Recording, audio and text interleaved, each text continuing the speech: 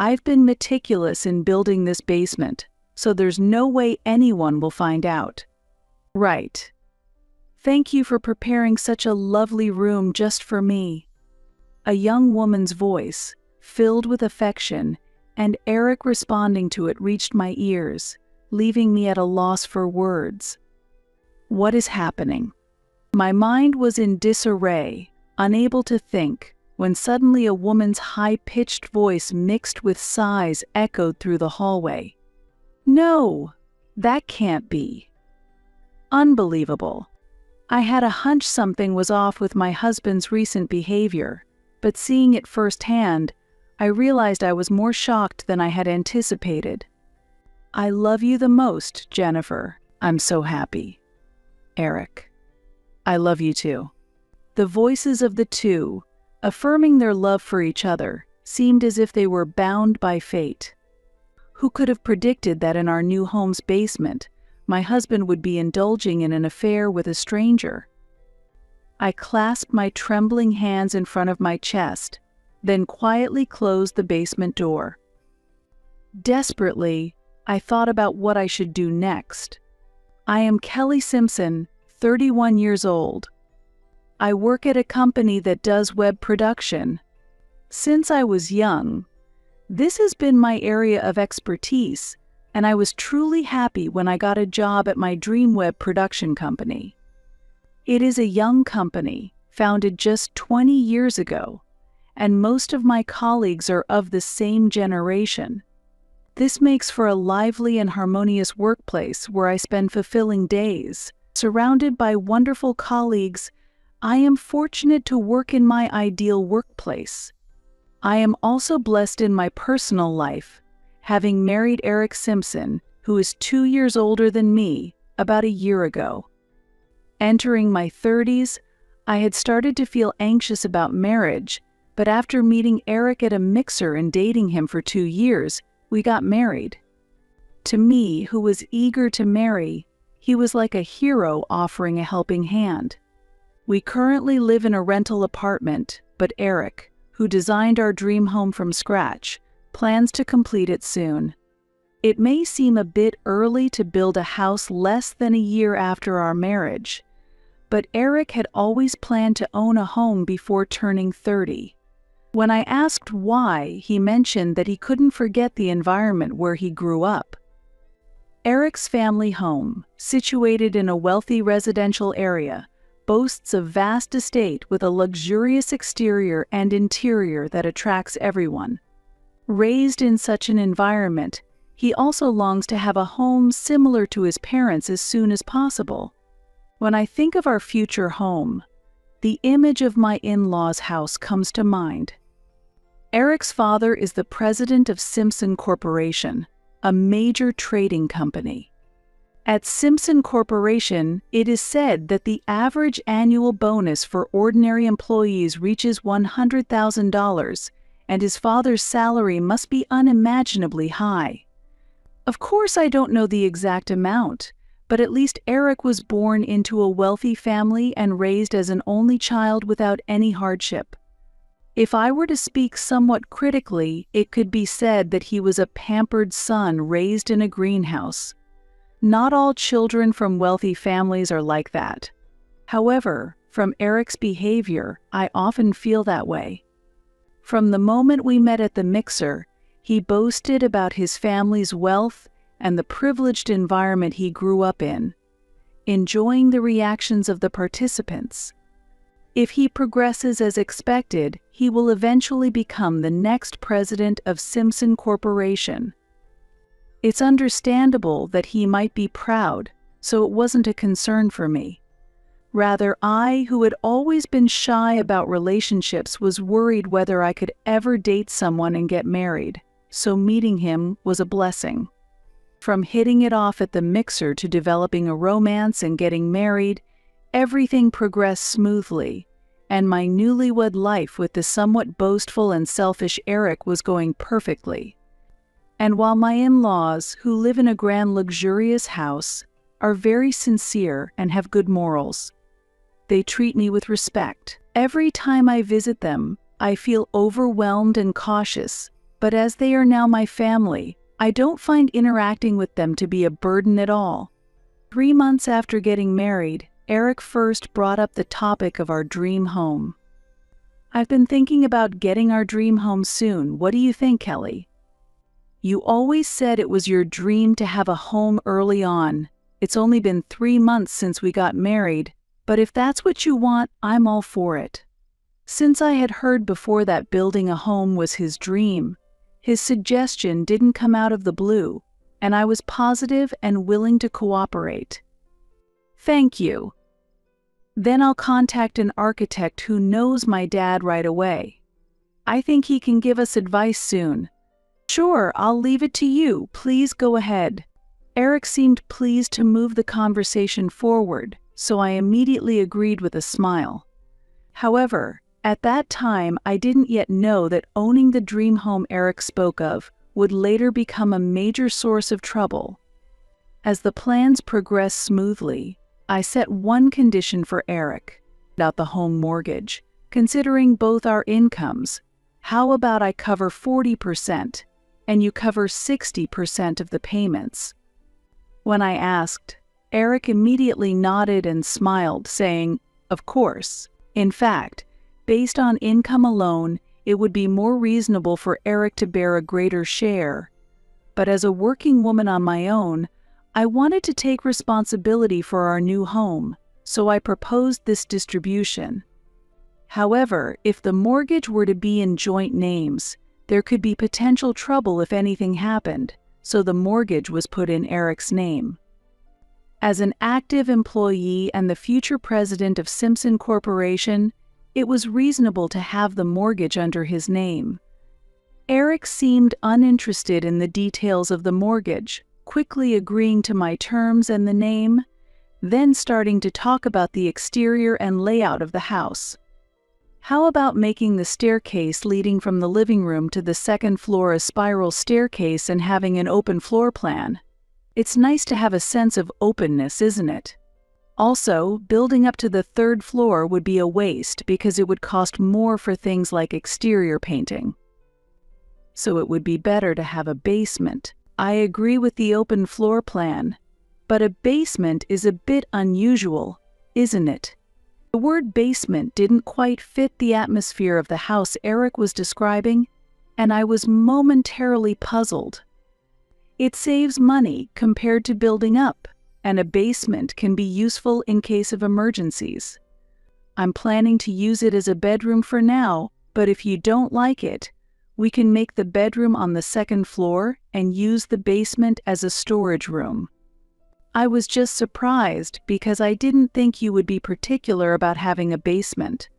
I felt a slight discomfort with the assumption that a basement was a given, but I decided it was just one of his preferences. Besides, as he said, having a basement might indeed be handy for storage space, so I agreed to it. Although it might be unusual for a woman, I'm not really interested in designing layouts from scratch. Therefore, I had no problem letting Eric make all the decisions. When I agreed to include a basement, Eric's eyes seemed to sparkle even more. It appeared that he really wanted a basement. I found him very attractive when he talked about his passion for our dream home. He continued to visit the architectural firm multiple times, refining the floor plan through trial and error. I joined him when I could, but often work popped up suddenly on weekends, and there were days I couldn't accompany him. However, Eric didn't seem to mind when I couldn't join the meetings. On the contrary, he was happy that all his requests were being implemented and always came back satisfied. "How did the meeting go, Eric?" I asked. "Yeah, everything is going smoothly. I can't wait for our dream home," he replied excitedly, his eyes shining. He seemed to be eagerly anticipating our new home. And a few months later, our new house was finally completed. It seemed the contractor had prioritized Eric's requests from the architect's instructions. I was immensely grateful to the construction team.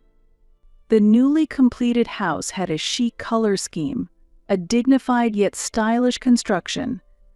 Although I had visited the site several times during construction, seeing the completed home made even me, who isn't particularly fussy about houses, excited and thrilled. After thoroughly admiring our new home, Eric took several photos from various angles with his smartphone. However, just as the new house was completed, Eric's return time from work began to get later. "It's a busy period right now, sorry, but I'll be coming home late for a while, so don't worry about dinner," he said, rubbing his hands together apologetically. Watching him, I was convinced that he was truly overwhelmed with work. As the heir to Simpson Corporation, Eric carries more responsibilities than typical business operations. No doubt he's also learning the ropes of company management from his father, the president. "Are you okay?" "Don't overdo it," I told him, concerned. From that day, his return times really did become later. I also have busy periods at work, but I'm not as late coming home as Eric is currently. For Eric, who is always so busy, I make sure to keep the home comfortable at all times. However, I began to feel a sense of unease growing slowly. On the rare occasions he came home early, he would seriously search on his smartphone for furniture and appliances that would suit our new home. During one of these moments I wondered, "This bed and storage shelf, I think they'd fit perfectly in our new home." The pictures showed a bed and storage shelf far too large for just the two of us. We're not the type to hoard things, so I wondered why we would need such large furniture right now. "The design is nice, but why choose something so big?" I asked. Eric's face, which had been enthusiastic, suddenly turned sour. "We might need it if our family grows, right? Bigger covers smaller, so it's better to have something larger."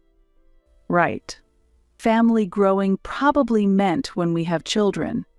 At that moment, I realized something. Recently, Eric and I hadn't been intimate. Thinking back, this started around the time Eric began insisting on having a basement in our new home. It's strange for a newlywed couple to go months without intimacy. Once I became aware of it, what hadn't seemed a big deal before felt like a significant issue, and one night I mustered the courage to talk about the growing distance in our marital life. "Eric, maybe we could, sometime." It was embarrassing to initiate explicitly, so I tried to convey it through the atmosphere. "Sorry, I'm just too tired today." "Let's pick another day," he casually declined, and then immediately covered himself with a blanket. It was a shock. Rejected despite being the first time I had initiated. And by my new husband, no less. There could have been a kinder way to decline, and doubts about his feelings began to arise. Initially, Eric was the one who actively initiated. Holding back tears, I quietly exhaled in the bed and fell asleep that night. Since then, there were no initiations from Eric, and his return times from work got even later. However, he was enthusiastic about furnishing our new home, and new furniture he ordered online continued to arrive at our new home. This weekend, we're scheduled to move into our new home. In line with this, he was happily purchasing new furniture online on his own. Finally, the weekend arrived, and the day of our move came. Messages confirming the day's move from both our parents arrived early in the morning, showing high interest in our new home. During the moving process, I stayed at the old house to oversee the packing, while Eric went ahead to the new house to direct the placement of furniture and the moving in of items. "I'll wait for you at our new home," he said, holding the keys to the new house as he left. "Yes, please do." Thinking about starting our new life in the meticulously finished new home made my heart flutter with excitement. Soon after, the movers arrived and quickly began loading the boxes into the truck. As I watched the boxes gradually disappear, I thought about starting afresh. enjoyable new life with Eric in our new home. All the boxes are loaded now, so we'll head to the new home next. Thank you. Please continue to take care of things. After sending off the truck to the new home, I wiped down the room we had lived in out of gratitude and took a photo of the empty room as a keepsake. Well, I better head to the new home too. It's about time to head to the new home, which is just one train stop away. I grabbed my bag and stepped outside. While walking to the nearest station, my smartphone rang.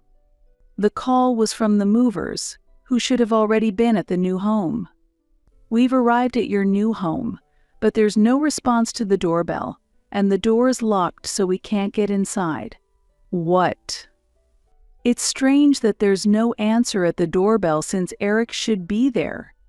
My husband should be inside. Perhaps he's just gone to the restroom. Could you try ringing again, I suggested, and I could hear them ring the doorbell again over the phone. I'm sorry, but we've tried several times already, and it seems that no one is here, came the troubled reply. I understand. I'm on my way there now and will arrive in about 15 minutes. Could you please wait for me?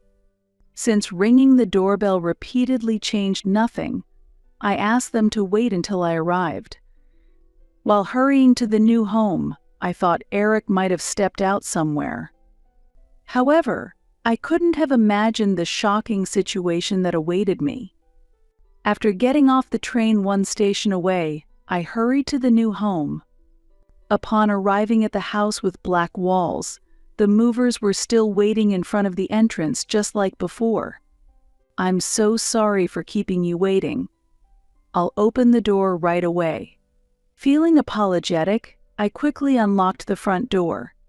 Eric's shoes were not at the entrance, confirming that he had gone out. I hadn't expected him to go out during the move. He might have had urgent business, but he could have at least informed me. Despite feeling irritated, I continued directing the movers where to place the furniture. All the items have now been brought in. Thank you for using our service. They informed me cheerfully, and I expressed my gratitude and apologies again. Feeling tired, I decided to start unpacking the boxes. As I wondered what to do with the boxes that hadn't been assigned a storage place yet, I remembered the basement we had talked about before. Right, if I put them in the basement for now, at least the living room will be tidy. Maybe I should put these there for now. I carried a few lighter boxes down the stairs to the basement. Just as I was about to open the basement door, I heard a noise inside, and startled, I stepped back and listened closely. There were sounds of movement inside. Startled and my heart pounding loudly, I took a deep breath to calm myself. As I slightly opened the door, light spilled into the hallway, and I gasped. I couldn't see completely inside, but the mere thought of what was happening inside made my spine chill and my body tremble. I've been meticulous in building this basement, so there's no way anyone will find out. Right. Thank you for preparing such a lovely room just for me. A young woman's affectionate voice and Eric's response reached my ears, leaving me speechless. What is happening? My mind was in disarray, unable to think, when suddenly a woman's high-pitched voice mixed with sighs echoed through the hallway. No, that can't be. Unbelievable. I had a hunch something was off with my husband's recent behavior, but seeing it firsthand, I realized I was more shocked than I had anticipated. I love you the most, Jennifer. I'm so happy. Eric, I love you too. The voices of the two, affirming their love for each other, seemed as if they were bound by fate. Who could have predicted that in our new home's basement, my husband would be indulging in an affair with a stranger? I clasped my trembling hands in front of my chest, then quietly closed the basement door and locked it quietly. Desperately, I thought about what I should do next. Did you hear a noise just now? It must be your imagination. Or perhaps it's the movers, perhaps. Eric and the woman seemed to notice the faint noise I made but showed no sign of coming out of the basement even to dress. While astounded at their nerve to commit infidelity in the basement on moving day, I felt a deep anger from within. What have they done to me? We were still newlyweds, supposed to start a happy life in our dream home. As I clenched my fists so hard that nails left marks on my palm, a surge of vengeance against Eric welled up inside me. I wanted to catch them in the act of their affair at all costs. I decided to act immediately for that. I quickly contacted my parents and in-laws, as well as Eric's aunt and uncle who live nearby. When I told them I wanted to show them the new home, family and relatives quickly came over. My parents and in-laws especially seemed to be fully prepared as they had already planned to visit today. Eric's relatives also arrived, and I felt inwardly satisfied. Thank you all for coming. There are still some boxes left, but please make yourselves comfortable. I guided everyone around the new house with a bright smile, hiding the flames of revenge burning inside me. What a wonderful home! I never imagined you could live in such a grand house. It's all thanks to the Simpson family. No, I left everything about the new house to Eric, so I didn't help at all. That's right, this house was built with mortgage taken by our son and Kelly. We are grateful to have such a wonderful woman as our daughter-in-law. The parents modestly complimented each other as they cheerfully toured the upstairs rooms, then descended to the first floor. I heard from Eric that there's a special room in this house my uncle mentioned. Yes, that's right. Eric even bragged about it to us, my aunt answered with a laugh, and I mentally pumped my fist, pleased that both my uncle and aunt knew Eric was proud of this house. Yes, especially the basement, which Eric took great care in designing. Let me show you now. With everyone gathered, I led them down the stairs to the basement. It seemed that Eric and the unknown woman's affair was still ongoing, as I could hear her sweet voice. Here is the basement that Eric particularly focused on.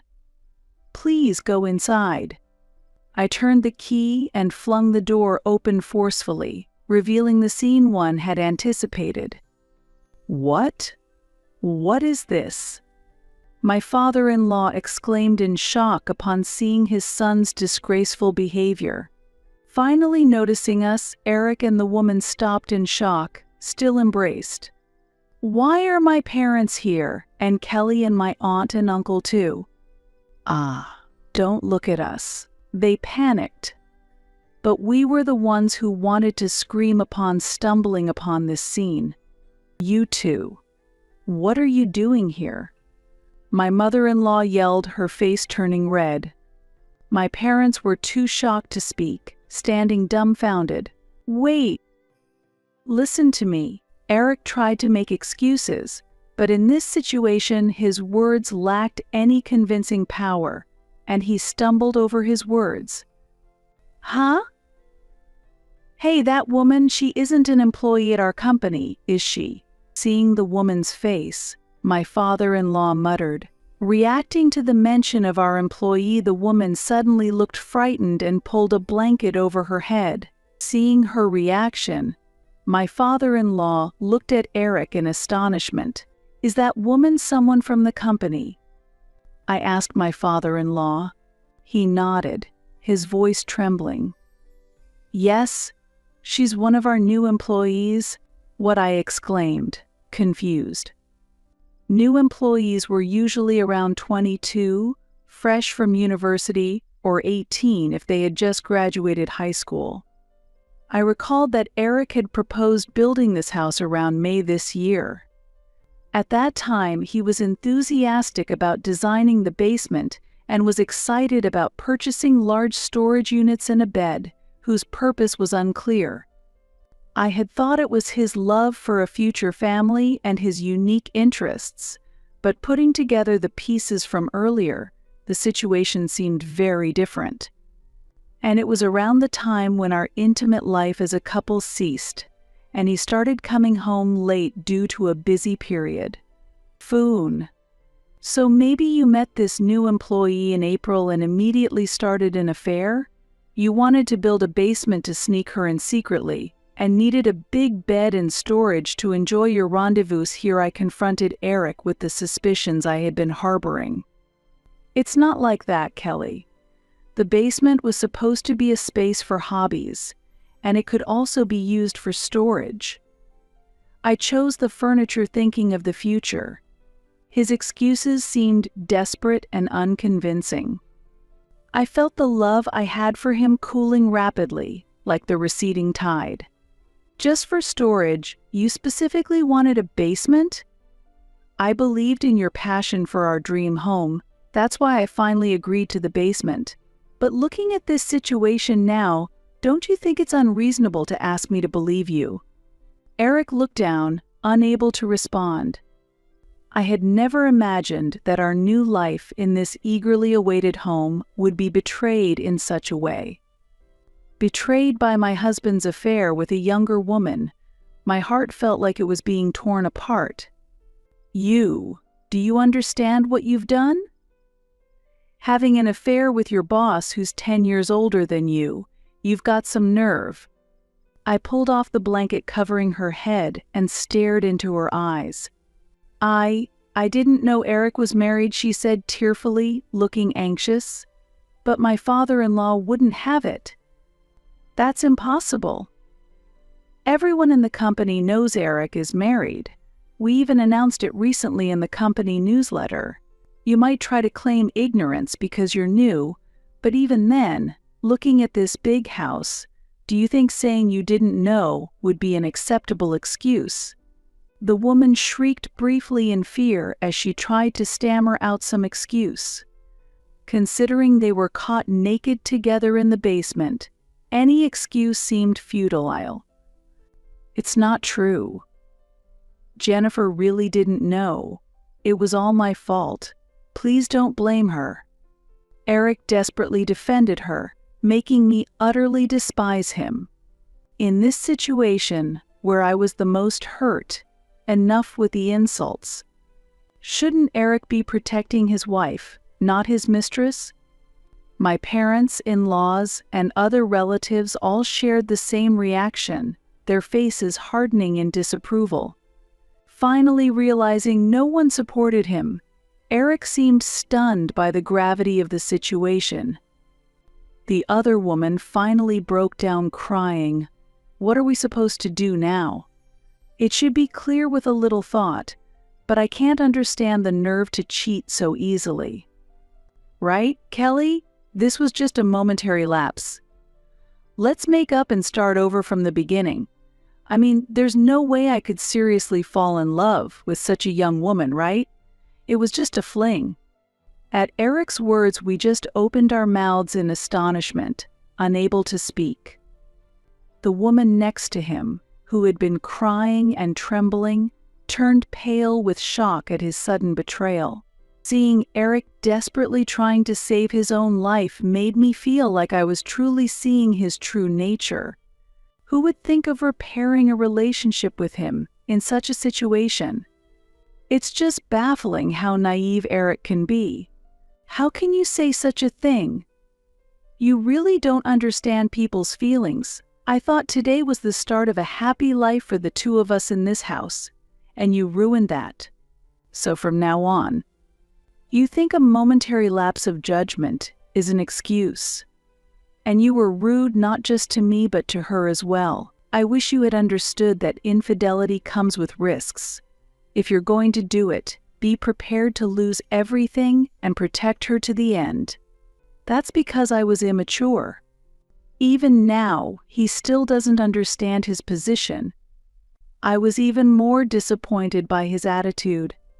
My father-in-law also showed his displeasure with Eric's frivolous behavior. Will you be quiet and listen? What is this frivolous attitude of yours? You should be sincerely apologizing to Kelly first, shouldn't you? Thinking only of saving yourself is the height of foolishness. Everyone was overwhelmed by my father-in-law's intense presence. I did not raise a son like this, someone who lacks human decency and can't distinguish between right and wrong cannot hold the position of future president of the company. And you, miss, are fired effective today. Eric and the woman gaped in shock at this sudden declaration. Wait, Dad. Please don't take away my position. I'll do any job, just reconsider that part, please, Eric pleaded. The woman also hurriedly continued. President, I am terribly sorry. I got into a company I could brag about to my parents as a new graduate, and to be fired over something like this. What will they say? I don't mind being transferred, just please don't fire me, I beg you. The two desperately begged for my father-in-law's forgiveness. However, my father-in-law's expression did not change at all, and it was clear that he was completely unmoved by their words. After a brief silence, he inhaled deeply and rebuked them. You two, you're apologizing to the wrong person. The person you should be apologizing to is Kelly. If you can't even understand who you should be apologizing to, there's no way I can entrust the future of Simpson Corporation to you. Do you understand? Finally receiving their last warning, the two screamed, "Ah," and clung to each other. Their figures looked pitiful, but I felt nothing more. If you understand, can you please leave now? I said indifferently. Kelly, please forgive me. I'm apologizing like this. Please, Eric begged. I apologize too. Please forgive me, the woman also desperately apologized.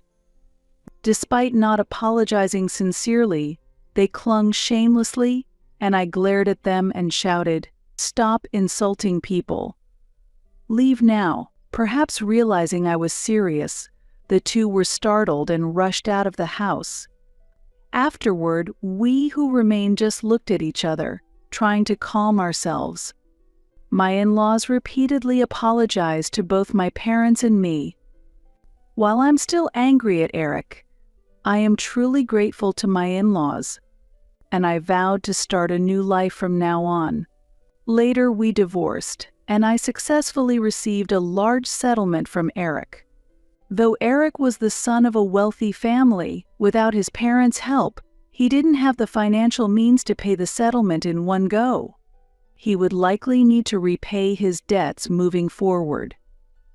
As declared, my father-in-law fired Eric and the woman from the company and also decided to disinherit Eric from the Simpson family. Until the end, Eric seemed to cling to his father, but his father simply said, "I can't entrust Simpson Corporation to someone like you," and dismissed him.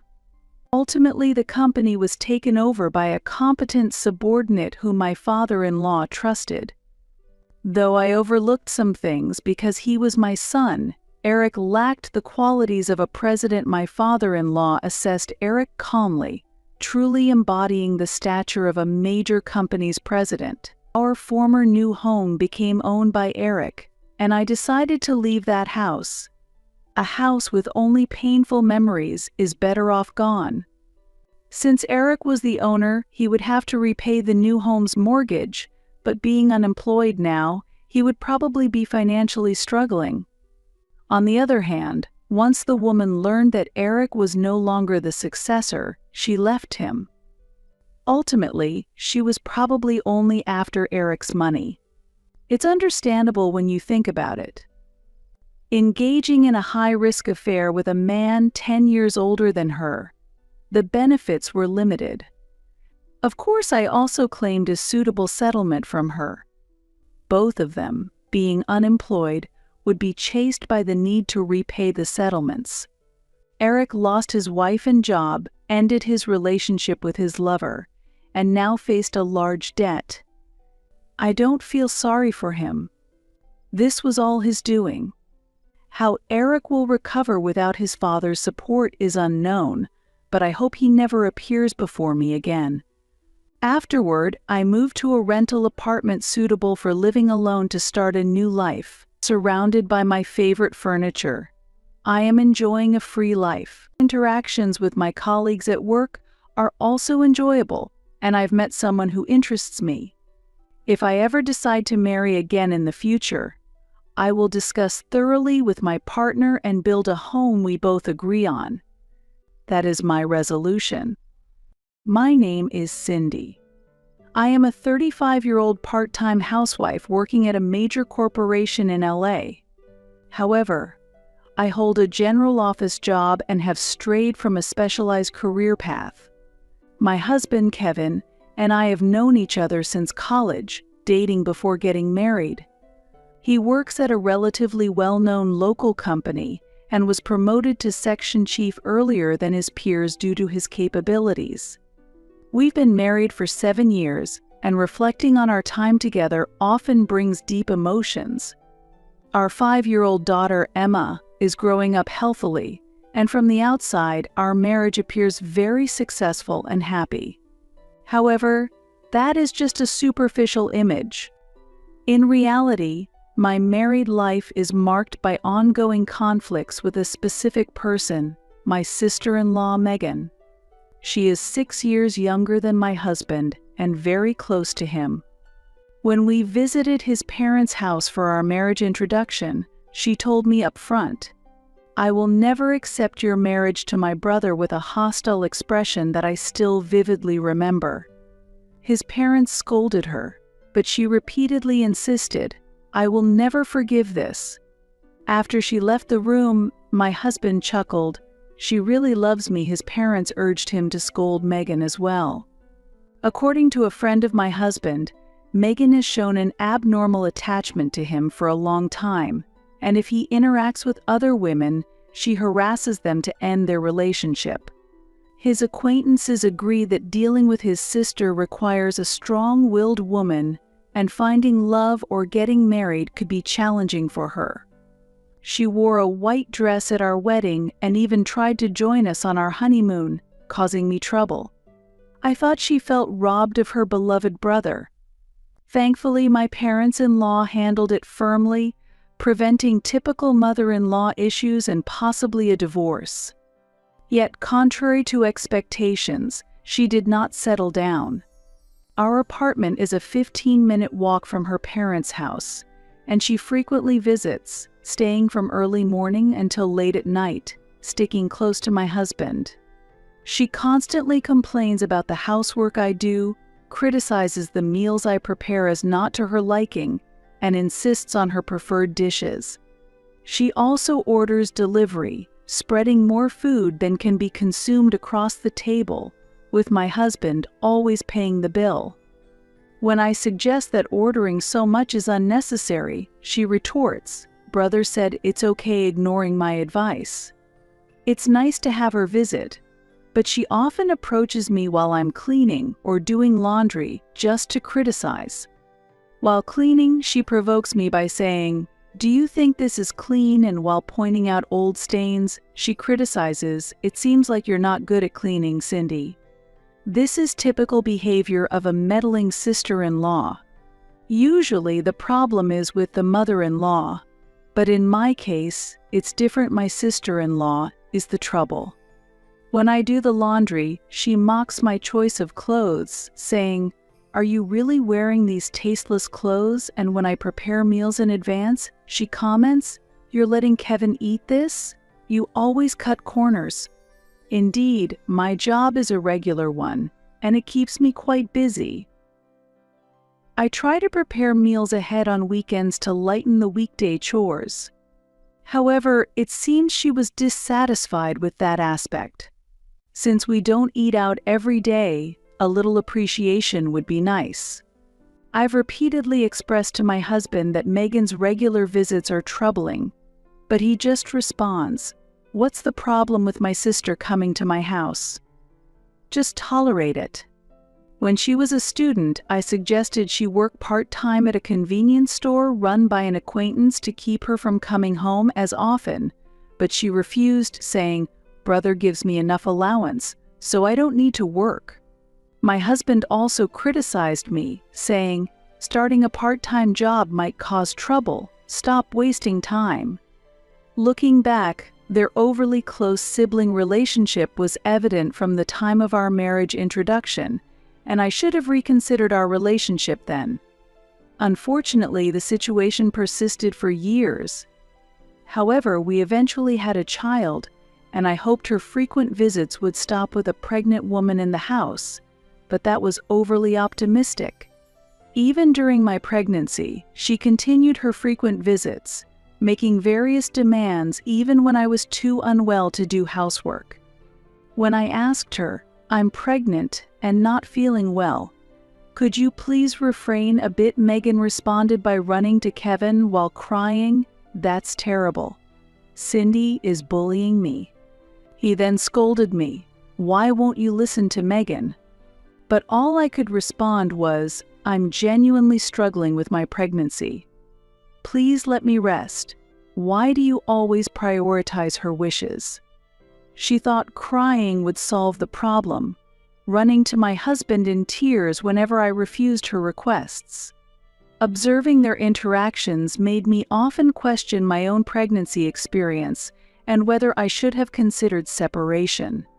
However, thinking of the child I was about to bring into the world, I remained, fearing a life without a father would be hard on it. After giving birth to our daughter, my husband's attention swiftly shifted to her. "She's so cute, I've finally become a dad." Witnessing this change, I hoped Megan would adjust her attitude somewhat. Around that time, she reduced her visits to our home with a baby, as my parents-in-law had strongly advised her to refrain, considering the new baby and our busy life. She also became busier with her new job as a working adult. I thought maintaining distance from her would be beneficial. However, 2 years into her new job, she quit due to marriage. Her boyfriend wanted her to be a stay-at-home wife. I genuinely congratulated her on her marriage. After becoming a working adult, she used to visit our house once a month, but I hoped that her marriage and new family responsibilities would reduce her visits to just a few times a year. However, her behavior did not change. Her husband, Ben, was not pleased with her frequent visits to our house and often came to take her back, apologizing, "I'm sorry, but I need to take my wife home." Witnessing this, my husband Kevin expressed his displeasure, wondering, what is he thinking? What's the problem with her visiting her brother's house? Megan complained, "My husband criticizes me severely for visiting your house so often, brother. He accuses me of not caring about our family." Then Kevin declared, "I'll talk to him myself." This led to frequent heated arguments between Kevin and Ben. As a new mother, I was just astounded by my husband's behavior, and even his parents often scolded them, saying, "Megan, why do you act this way? You should also look after your own family and..." "Kevin, stop indulging Megan. You should be protecting Cindy and Emma." However, they did not heed these words. Kevin argued, "Our parents don't understand sibling love," and Megan retorted, "What's the problem with a sister visiting her brother's house?" I was at my limit with Kevin's confrontational attitude even towards my brother-in-law. Many would wonder how such decent parents could have children with so many issues. Particularly, it seemed Megan had no interest in her own daughter, almost as if she was unaware of her existence. I had considered divorce many times. While Kevin worked hard and contributed financially, and was not completely neglectful in parenting, sometimes acting as a commendable father, his indulgence towards Megan was problematic. He was the only father to our daughter, and I felt she needed him, which kept me from deciding on divorce. In fact, I earned more than him, and I could manage financially on my own. But there are values money can't buy. Yet an unavoidable incident occurred. When our daughter started kindergarten, Megan's unchanging attitude finally led her husband to decide on divorce. Megan did not want the divorce and took it to mediation, but ultimately she had to return to her parents' home. The conflict lasted long, but no compensation or property division took place. We've told her repeatedly to change her lifestyle, but she never does, my mother-in-law lamented over the phone. We told her if she's going to stay at home and not work, at least she should contribute financially. But she refuses to find a job.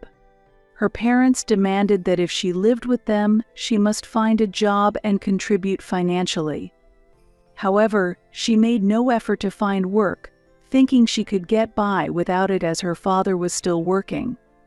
Then she began staying at home more often again. But after 6 months post-divorce, her parents firmly told her if she didn't contribute financially, she would have to leave. They had already packed most of her belongings. Megan immediately sought help from Kevin, saying, "Brother, what should I do? Mom and Dad are trying to kick me out." Mom and Dad, knowing that you are struggling after the divorce and refusing financial help is cold, isn't it? There's no compensation or property division, and I'm out of money. Kevin, can't you help me? Hearing their conversation, I became wary, especially wanting to avoid any family financial issues. Yet Kevin firmly declared, "Don't worry, I'll sort something out." When Megan returned home, I confronted Kevin. "What exactly do you plan to do for Megan?" He replied, "I'm thinking of paying the amount our parents are asking for." I was speechless, immediately responding, "We don't have that kind of money to spare. We need it for Emma's education," but he insisted, "I understand about Emma, but I can't abandon my sister when she's in trouble." I pressed him, "Please don't do anything strange," but I couldn't control his actions. Days later, I found Kevin holding my bank passbook, which was for an account we had started together for Emma's education fund, though I had been the sole contributor for the last few years. "What do you want with that passbook?" I asked, to which he smiled and said, "Sorry I didn't tell you earlier. Megan was in trouble, so I gave her all the savings. It's amazing how much you've saved working at a big company. How could you do this?" "That's Emma's future savings," I yelled. I had planned for Emma to attend a prestigious elementary school. Her teacher had recognized her abilities and recommended a specific school, which Emma liked and had actively participated in open school events. "This money is needed for Emma's entrance exam. I can't give it to Megan." Kevin yelled back, furious, "I've always felt you're too harsh on Megan. What kind of person doesn't care about their own sister?" "It's not that I'm too harsh, you're too protective. Even your parents said not to indulge her." "I'm disappointed that you'd say the same as my parents," Kevin snapped coldly. Seeing his attitude, I realized he had lost sight of what was truly important.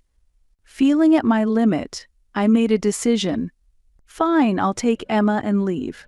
After my cold declaration, Kevin, trembling with anger, shouted, "Fine, you and her can leave this house today. We're getting a divorce." I quickly gathered mine and Emma's belongings, ready to leave. Fortunately, my parents' house was just one train stop away, so I decided to take refuge there. Carrying the bags, I left the house without Kevin looking back.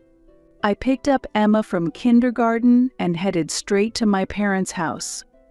Though I had considered divorce before, the clarity on our financial issues finally led me to make a decision. When I told my parents everything, they were furious and strongly advised me to divorce a man who had dipped into the education fund, and they introduced me to a competent lawyer. The incident quickly became known to my parents-in-law, and the next day they visited my parents' house to apologize. They said, "We are terribly sorry for the unbelievable actions of our children." It was painful to see the aged appearance of my parents-in-law, but I comforted them. It's okay. You have reprimanded them many times, although they could not bring themselves to look up. Eventually, we went through the legal process and officially got divorced. The compensation and child support were paid in a lump sum based on market rates, and the funds saved for my daughter's education were replenished. Right after the divorce, my daughter often asked, "Where is Daddy?" But gradually she began to say less often, "It's the same whether Daddy is here or not," and seemed less saddened by his absence. Instead, she brightened up and said, "It's fun spending time with Grandma and Grandpa." After the divorce, with significant support from my parents, I focused on my work and dedicated myself to raising my daughter. One day, unexpectedly, my ex-husband contacted me. "I need help. Please do something about Megan." Surprised by his sudden request, I responded, "What are you talking about all of a sudden?" "I've been disowned by our parents along with Megan. They can't forgive us for using Emma's education funds. She still hasn't found a job and keeps making demands on me, which is really tough." "And what about that? We are already divorced. Please, can you reconsider?" "I'm at my limit." "What exactly happened?" I asked, seeking more details. "Megan doesn't work and just hangs out all day. She often comes to my workplace despite knowing I'm busy and interferes. Despite my warnings not to come to the workplace so frequently, she didn't listen, and as a result, I was demoted." "That's not surprising. She never listens to anyone. Moreover, whenever I slightly oppose her, she starts crying and screaming, and it's unbearable." My ex-husband said this tearfully. "You created this situation yourself. I asked you many times to stop indulging her whims, but you ignored it and kept spoiling her." I pointed this out calmly. He quietly admitted, "I regret that." But then he spoke to me sincerely. "I've realized something. The truly happy times were when I was with you and Emma. I feel warm inside when I think about those times." He continued sentimentally, "That's why I want to try again. I hope we can give it another chance." However, I firmly refused his offer. "It's not realistic for us to start over. That's too convenient." I calmly rejected his proposal. He pleaded desperately, "Please don't say that. Emma is also my daughter. I want you to understand the value of having a father nearby. Consider how important it is for her to have her father around." But I firmly rejected his words. "Actually, she's never missed having a father. Emma is perfectly happy without you. Still, isn't it possible for us to start over as a family?" he asked again. "That's impossible. If you keep pressing this, I'll take appropriate action," I responded firmly. He sadly begged, "Won't you reconsider just once more?" Yet I firmly denied his request. "Don't contact me again. There's nothing left between us," and I hung up the phone unilaterally. Later, information from my former parents-in-law revealed that my ex-husband was still living with Megan. He continued to be tormented by her capricious and selfish behavior, experiencing significant mental and physical exhaustion. He struggled financially and frequently asked his parents for financial assistance. Due to financial difficulties following the divorce, Megan fell behind on taxes and pension payments, which led her to reluctantly start working part-time at a local supermarket. This unwanted job increased her stress, causing her to often lash out at my ex-husband. Her frequent irritations added to the mental and physical pressure on him, and her own living conditions continued to deteriorate. Despite his desire to reconcile with me, the only contact possible was through lawyers, making any relationship repair virtually impossible. Ultimately, he had no choice but to accept this situation. According to information I received, every time my ex-husband visited his parents' home, they consistently refused to extend help, asserting that they had no obligation to assist given their previous warnings. The term "you reap what you sow" comes to mind. My sister-in-law faced the natural consequences of her selfish lifestyle, and the indulgence by my ex-husband has now manifested in their current plight. Meanwhile, I continue to thrive in raising my daughter and pursuing my career. My daughter has become increasingly helpful around the house as she grows, brightening our home atmosphere. She passed the entrance exams for elementary school and will start her new journey next year, proudly wearing her school backpack. Witnessing her steps, I feel deep joy and a significant sense of responsibility, renewing my commitment to support her growth as a mother.